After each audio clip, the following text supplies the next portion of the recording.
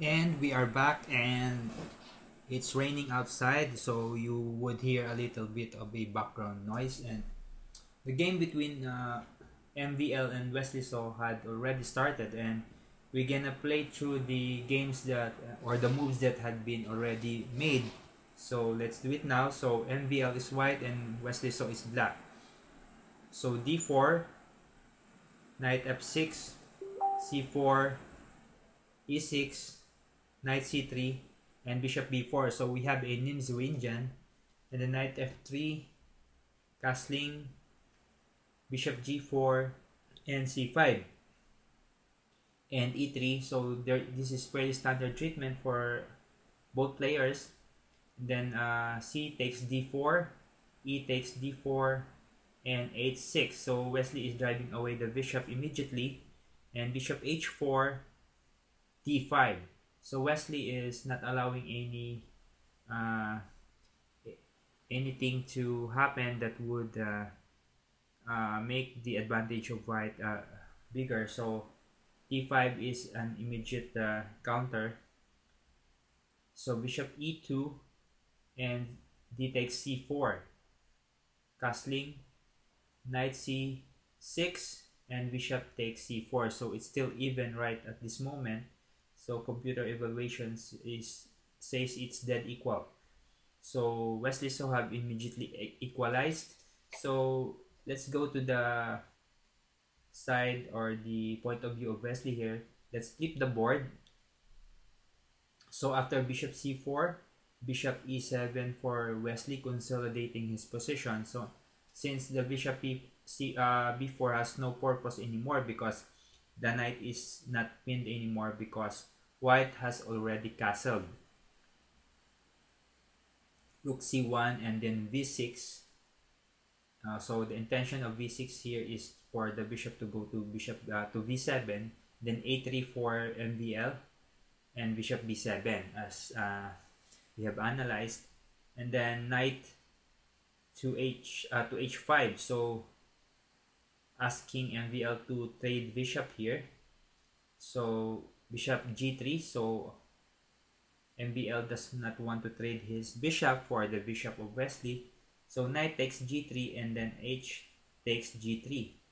And then bishop f6, putting pressure on the d4 pawn. And then d5. So what do you think would Wesley do here?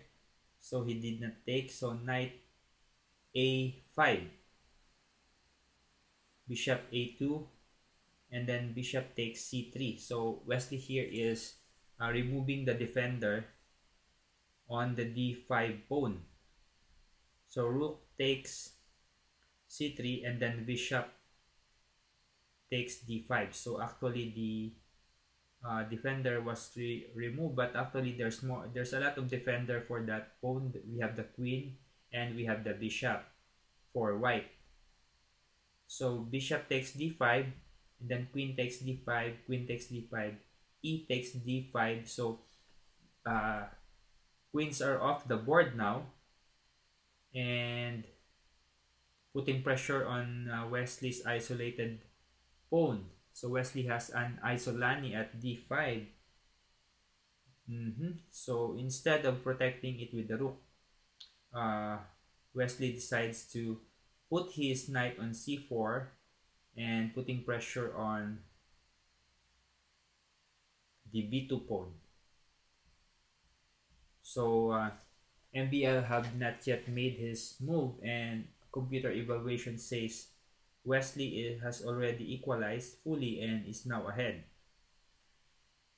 Okay, so Wesley is ahead in time here, so this is a good sign that he may be taking his third scalp here in this rapid edition of Grand Chess Tour.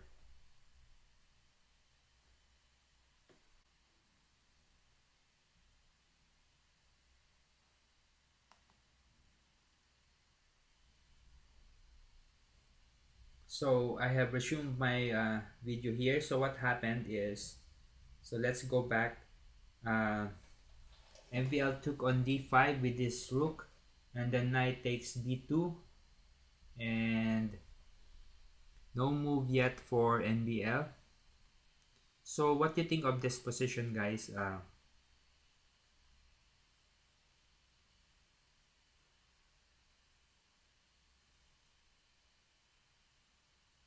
So Black is actually consolidating his position here. So Black should prevent rook 5 to d7 here, because White would have absolute control of the 7th rank, and that would be very dangerous for anyone if your opponent has full control of the 7th rank. So either Wesley moves the rook at f8 to d8, or moves the rook from a8 to d8. However, if you want to protect your pawn at a7, it's better that oh, actually it's not better, it's the same, because if you made the move rook fd8, rook takes d8, then rook takes d8, and still the pawn at a7 would be going away. So the position is still equal here. I believe so. Okay, so Wesley decided to, since there's no point protecting the a4, the a7 pawn anymore, since still the same, if rook fd8 it would fall, he decides to make the move rook ad8.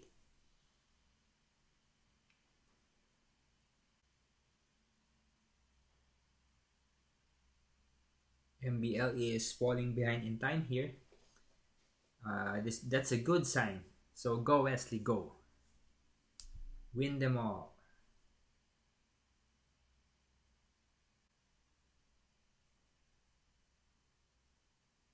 Rook takes d8, rook takes d8, and then knight e5. So funny thing here is that computer evaluation says Black is very much ahead. But if you look at this now, White is White is threatening the f7 pawn. So what would be the response there? Do you think f6 is a good move?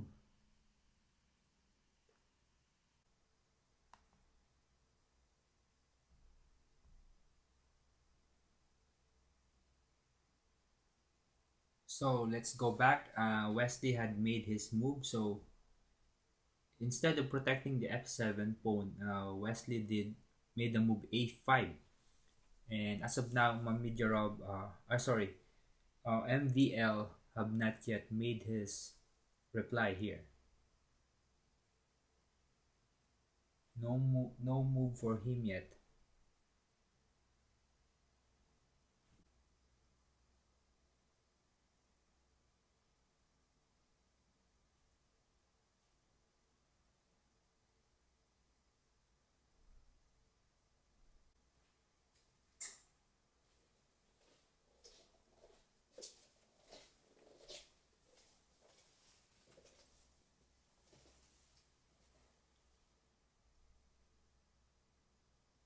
So let's go back. So what happened is that,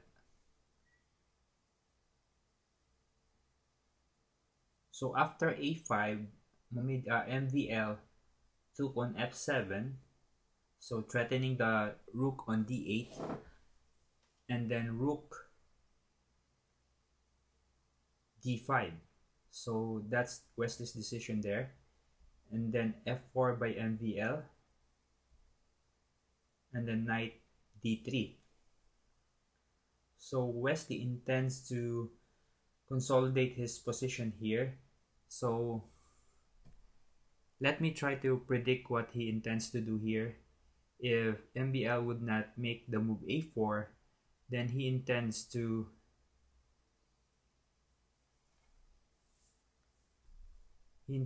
make the move rook b4, rook b5 with the threat of rook b1 check, and then king h2, and then knight f2, threatening checkmate.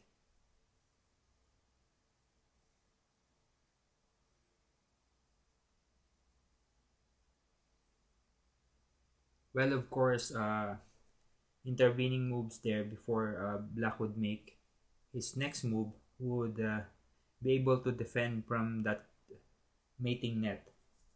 So let's see what MVL would do.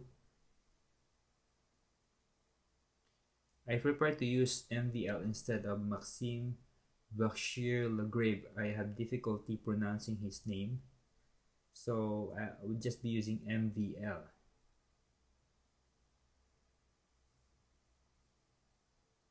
So the good thing here is that Wesley is almost times 2 or way ahead in time here.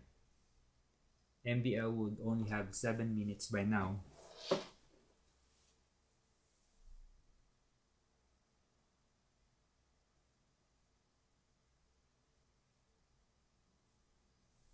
So let's see what's happening with the broadcast. Well, F3. What's and G4?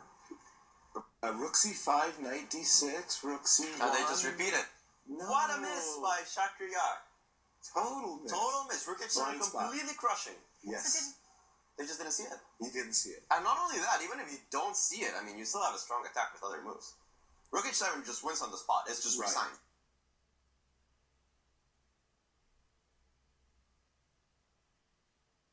Okay, so I refresh because I don't like what they're analyzing. I prefer that they analyze this game of Wesley So and MVL.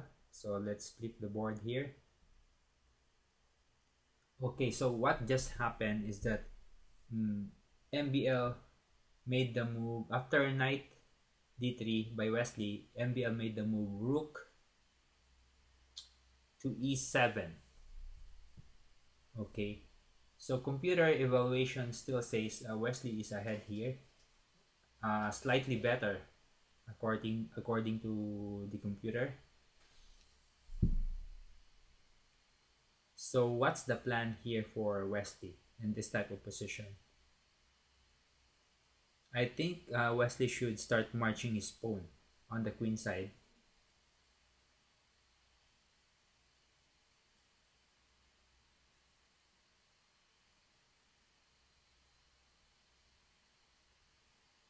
That's the logical move there. He should start marching his pawn.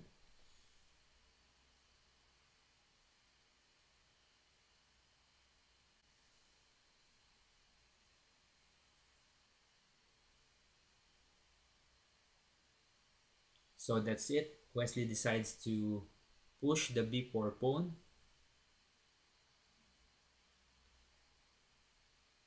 Seems to me that it's very difficult to stop. The pawn roller is gonna crush black's position. If not for this knight e5 move, what's coming is b4, b3, and then b2. But MVL decides to force black to exchange his knight. But I think it's not a problem. Wesley could just take this knight. Okay, so Wesley took the knight.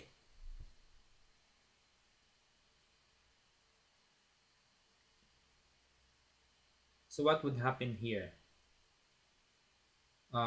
Wesley would go king. No, he didn't do what I was thinking. I was thinking of king f8, but of course it's not necessary, I think, because if rook e8, there's just king f7. So Wesley decides to just eliminate this a3 pawn so that he would have a clear passer in the queen side. So he has two threats here, taking the g3 pawn and taking the a3 pawn. But I think he would go for the a3 pawn first because that would ensure you have a unmolested passed pawn or unstoppable passed pawn in the queen side. So After that, we have e6 and then king f8 and then rook b7. You see here, computer evaluation is swinging, and it finally settled here. Black is much better.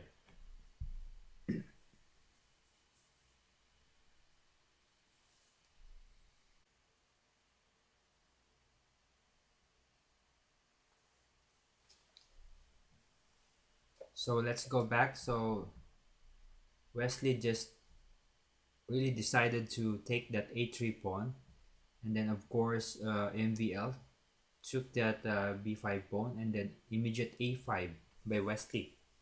So this is crunch time now, and Wesley is ahead by more than 2 minutes.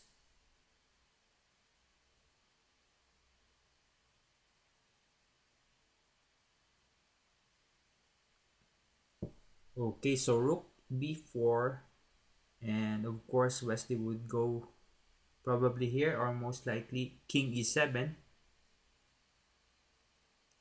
Let's see what would be his decision on this crucial part of the game.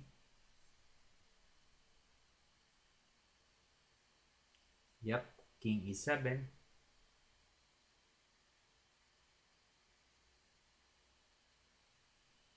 And I think here the next move would be rook takes g3.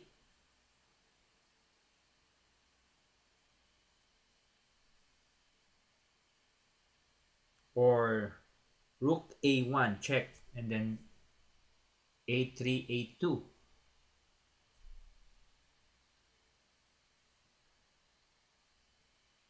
I think that's the more likely, the stronger move of Wesley.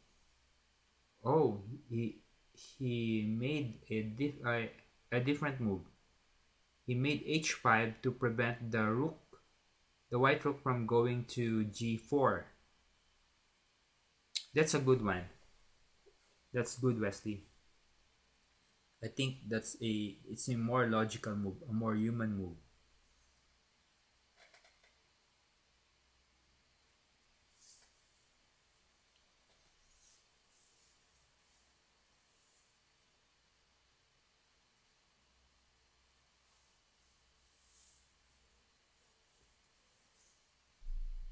G4 and then h5, h4. So what we saw there is g4 and then h4.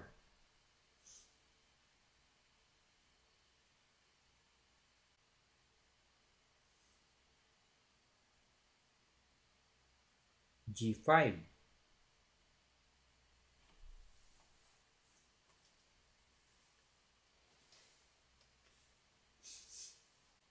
I believe he should make the move rook a1. Oh, actually he did. Let's put that back again.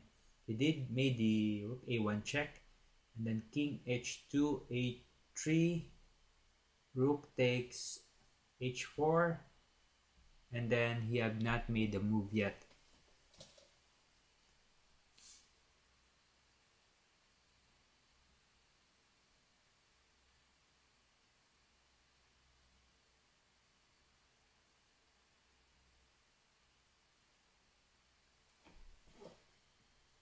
So he made a move king takes e6. So the ball is in MBL's hands now.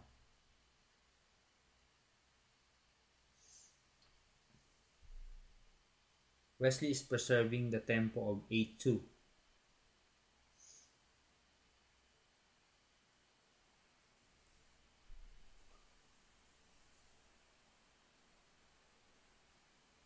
Rook a4.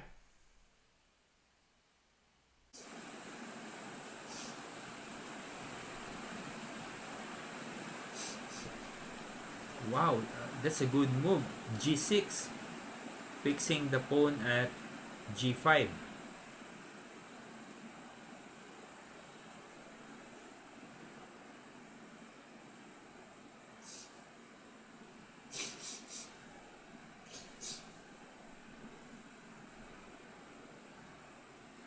King f5, of course, check. King e4.